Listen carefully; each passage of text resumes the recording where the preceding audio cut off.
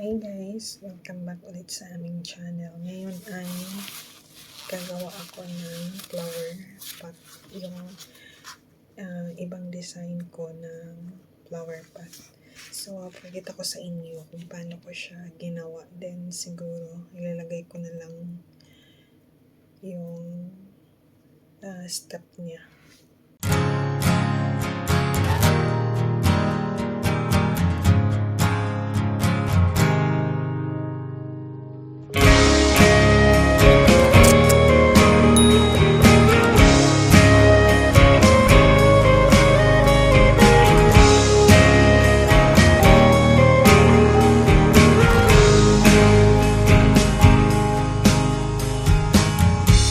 Hi guys, andito na naman tayo. Gawa tayo ng pot ngayon. So, yung ginamit ko na kulay is purple.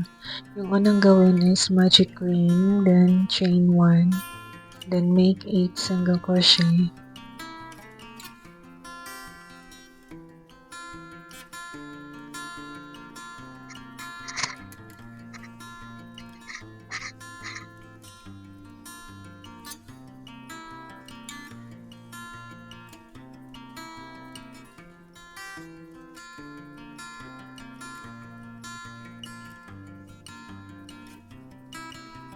Then, pagkatapos ng 8 single crochet, slip stitch lang sa unang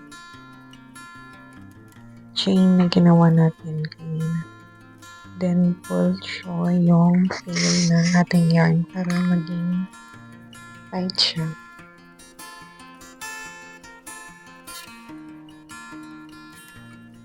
Then, pagkatapos, kailangan natin may chain 1. Then, kada stitch, kailangan natin gumawa ng dalawang single crochet kada stitch. So, all in all, makagawa tayo ng 16 single crochet.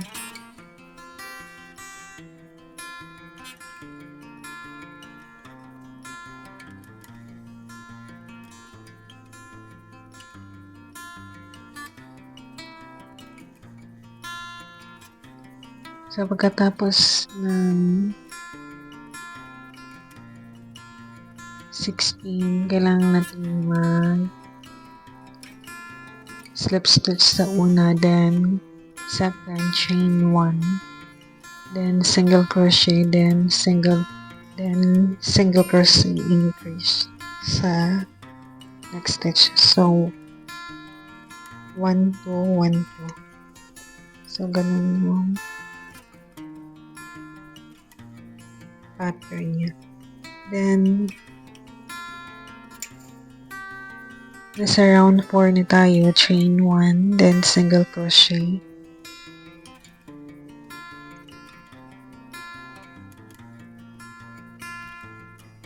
Increase, so, dalawang single crochet.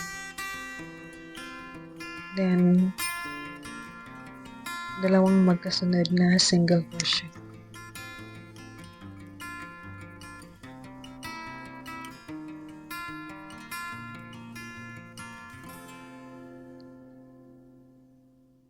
Then, slip stitch lang sa end. So, all in all, makagawa tayo ng 24 single crochet. 32 pala guys. 32.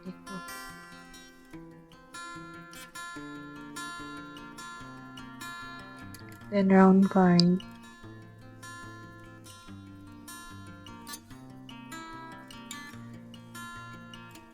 Chain 1. Nasa round 5 na tayo. Kailangan natin gumawa ng tatlong magkasunod na single crochet. Then, increase.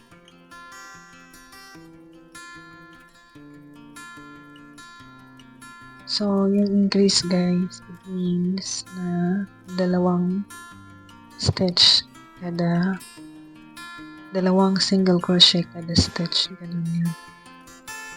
So, nasa round 6 na tayo, chain 1, then 2 single crochet na magkasunod, then increase, so 2 double crochet sa isang stitch, then dalawang double crochet.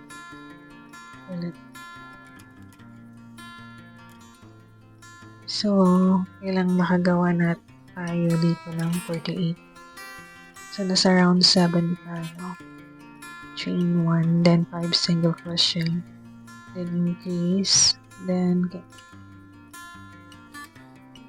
so, kailang makagawa na tayo ng 56. So, nasa round 8 na tayo, chain 1, and 3 single crochet, then increase sa pang-apat na stitch.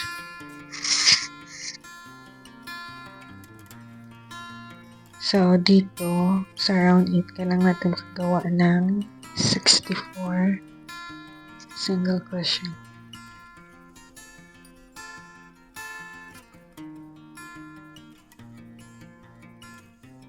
So, nandito na tayo sa round 9. Kailangan lang natin so, ayan. Nalock na natin. So, natapos na natin yung round 8. So, ngayon, kailangan natin mag-chain 1. Then, yung gagawin natin is nasa back loop, yung nasa likod, yung kunin. Doon tayo papasok. Then, gawa tayo ng single crochet.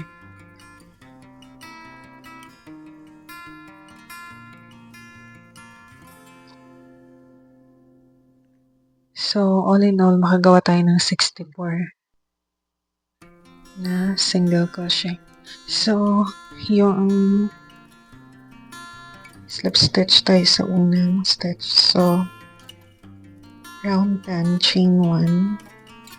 Then, kailangan natin makagawa ng 64 single crochet. So, yung round 10 to 20, pareho lang yung gagawin. Chain 1, 64 single crochet. So, natapos ko na yung round 20. So, nasa round 21 na tayo. Chain 1, then 3 single crochet na magkasunod, then decrease. So, it means tatlong loop yung nasa bago natin siya ilock.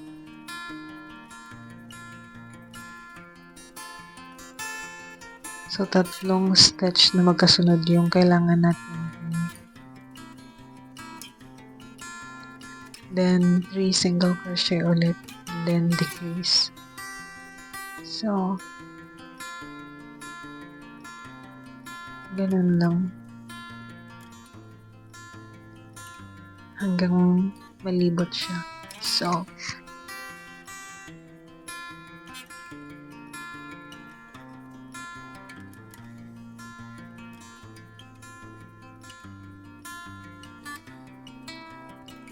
then, yan, pag natapos na, slip stitch lang tayo sa una, then chain 1 ulit. Then, dito, kailangan natin mag-skip 1, then 5 double crochet sa front loop na naman tayo.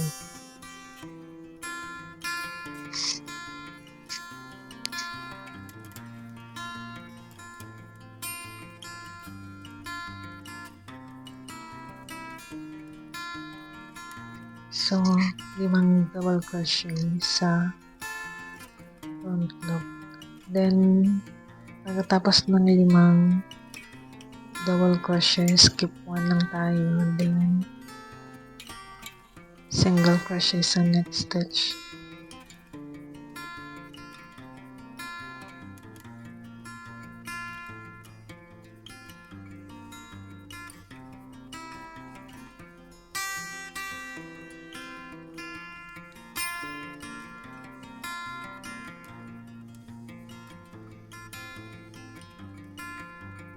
So, kailangan natin gawin yan, paikot siya.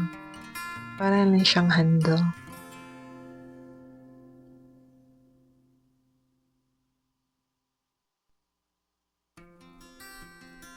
Then, gawin lang yan hanggang sa malibot siya. So, yung sa akin nagawa ko is, I think, 11.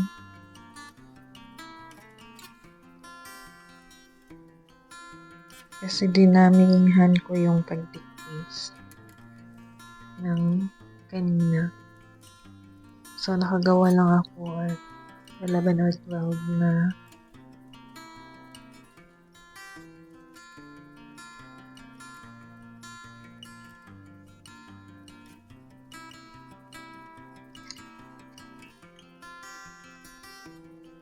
So, yan lang paulit-ulit na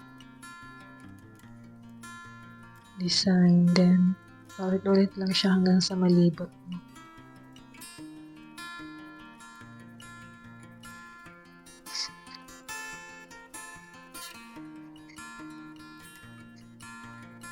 So, yan. Natapos ko na. Slip stitch lang siya sa unang front look na ginawa ko kanina. So, slip stitch and then ilock lang siya. Single crochet din. Yan. Ilock lang siya. Then, cut yung yarn.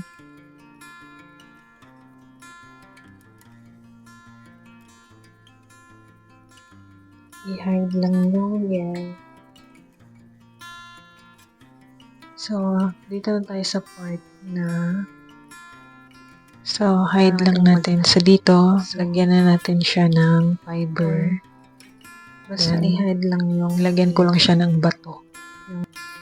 So, dito, yung takip niya, yung parang lupa, is kagaya lang nung ginawa natin sa umpisa. So, pareho lang sila ng step kung paano siya gagawin. So, ito na siya guys. Lagyan nyo lang ng bato or depende sa inyo kung ano yung ilagay nyo para medyo ano siya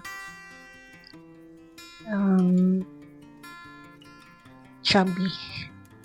Then, sturdy din. Then, tahiin lang yung lupa niya. So, ito na yung flower pot ko guys. So, yung ganda siya.